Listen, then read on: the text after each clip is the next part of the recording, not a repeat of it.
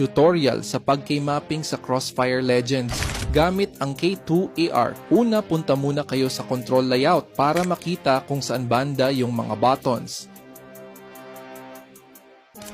And then click K2AR icon, then click D-pad or WASD and save.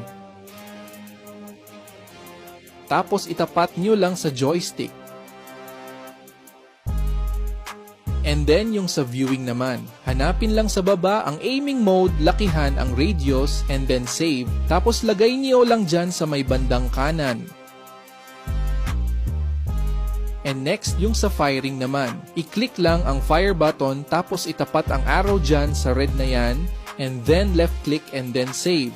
Ito naman para sa sniper, click nyo banda dito. Tapos tapat ulit ang arrow sa red, and then click right click and then save. Sa jump naman, i-click lang ang jump button and then click space and then save. Sa crouch naman, i-click lang ang crouch button and then click shift then save. Sa change weapon naman, click weapon and then click F and then save. Gayahin nyo na lang yan. Basta sakin, letter F, R, and T ang ginagamit ko sa weapons. Pwede nyo naman palitan yan pag di kayo komportable. So bahala na kayo sa buhay nyo.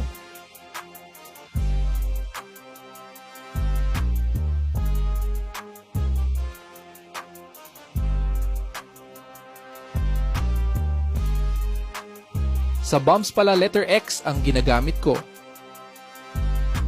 Tapos sa reload naman, letter A.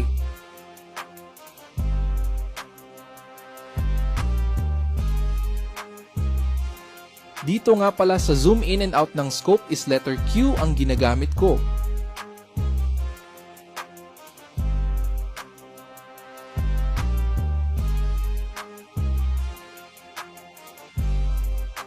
Tapos sa map, bahala na kayo kung anong K gusto nyo, basta sakin caps lock.